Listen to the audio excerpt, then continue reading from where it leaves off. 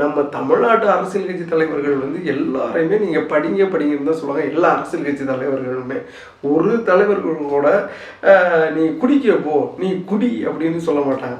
ஆனால் இந்த ஆள், இந்த சீமான் வந்து குடிக்கிறதுக்காக ஒரு போராட்டம் பண்ணியிருக்கிறாரு. கல் குடிங்க அப்படின்னு சொல்லி கல்லிறக்கும் போராட்டத்தை நடத்தினவர் இந்த சீமான்.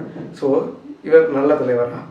எல்லாரும் படிங்கன்னு சொல்கிறவங்க நல்ல தலைவரா? குடின்னு சொல்கிறவங்க நல்ல தலைவரா? இவன் வந்து அந்த கல்லிறக்கும் போராட்டத்தை ஆரம்பித்தார்ல, அதை பார்த்துக்கிட்டிங்கன்னா பழனி படிக்கட்டு மாதிரி எனக்கு தெரிஞ்சு நான் இது வரைக்கும் மரத்தில் எல்லாம் மரத்தை கையை பிடிச்சிக்கிட்டு தான் ஏறி பார்த்துருக்குறேன். ஆனால் மரத்திலே படிக்கட்டு வச்சு ஏறினாலும் இவர் தான். வீட்டுக்கு படி வச்சு பார்த்துருப்பீங்க, இல்லை ஏதாவது மலையில் ஏறுறதுக்கெல்லாம் படி செஞ்சுருப்பாங்க. அந்த காலத்தில் மன்னர்கள்லாம் செஞ்சு வச்சுருக்குறாங்க. ஆனால் இவர் வந்து மரத்தில் ஏறுறதுக்கு ஒரு சாதாரண ஒரு 20 அடி மரம் கூட இல்லை, அது 10 அடி மரம் தாங்க இருக்கும். அதில் ஏறவே முடியல இவருக்கு. இவர் வந்து கல்லிறக்கும் போராட்டம் நடத்தினப்போ அதுக்கு ஏணியை கட்டி இந்திய வரலாற்றிலேயே ஒரு மரத்துக்கு ஏணி கட்டின ஒரே ஆள் வந்து இவர் தான். அந்த பெருமை சீமானையே சாரம். அப்படி ஒரு காமெடியான ஒரு மர ஏறுதல் நிகழ்ச்சியை வந்து நடத்தினார். கர்ம வீரர் காமராஜர் ஐயா வந்து ஊருக்கு ஊர் பள்ளிக்கூடத்தை கட்டி நீங்களாம் போய் படிங்கடா அப்படின்னு சொன்னார். அந்த காலத்தில் வந்து ராஜாஜி குலக்கல்வியை கொண்டுகிட்டு வந்த பொழுது பள்ளிக்கூடத்தெல்லாம் மூடிட்டார். அந்த மூடின பள்ளிக்கூடத்தை தான் ஐயா காமராஜர் அவர்கள் திறந்தார்.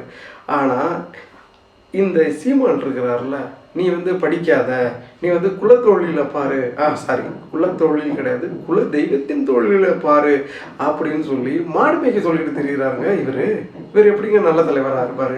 மாடு மேய்க்கிறது மட்டும் இல்லை, மாடு மேய்க்க சொன்னது மட்டும் இல்லாமல் மாடு மேய்க்கிற போராட்டத்தையே நடத்தி காட்டினார் நம்ம சீமான். தமிழ்நாடு அரசியல் கட்சி தலைவரில் எந்த தலைவருமே இந்த மாதிரி சொன்னதே கிடையாது. நீ மாடு மேய்ங்க, படிக்காமல் மாடு மேய்ங்க அப்படின்னு சொல்லி. ஆனால் இவர் வந்து சொல்லியிருக்கிறார். ஸோ இவர் வந்து தமிழ்நாட்டு அரசியலுக்கும் தமிழ்நாடு இளைஞர்களுக்கும் எதிரான அரசியலை செஞ்சுக்கிட்டு இருக்கிறாரு. ஆனால் இந்த சீமான் இருக்கிறார்ல, மாடு மேய்க்கிற போராட்டத்தை நடத்தின சீமானோட புள்ளை அமெரிக்கன் பள்ளிக்கூடத்தில் படிச்சுருக்கிறான். அதுங்க ஆங்கில பள்ளிக்கூடத்தில் படிச்சுருக்கிறான். ஏன் ஊருக்கு ஊர் தமிழில் பேசு, தமிழில் கலக்கந்து பேசாத அப்படின்னு சொல்லிட்டு இவனோட பிள்ளைய ஆங்கில வழியில் கொண்டே படிச்சிருக்கிறான். எப்படின்னா பிள்ளைகளுக்கு வந்து தடுப்பூசி போடாதுன்னு சொல்லிட்டு இவனோட பிள்ளைக்கு மட்டும் கொண்டே தடுப்பூசி போட்டாங்களா, அந்த மாதிரி நீ வந்து மற்ற ஊராம் பிள்ளையெல்லாம் நீ படிக்காதான் மாடு மேயின்னு சொல்லிட்டு இவனோட பிள்ளைய வந்து ரொம்ப புத்திசாலித்தனமாக படிக்க வச்சிருக்கான். ஸோ இவர் வந்து தமிழ்நாடு அரசியல்லேருந்து அப்புறப்படுத்த வேண்டியவரா இல்லையா அப்படிங்கிறத நீங்களே முடிவு பண்ணுங்க.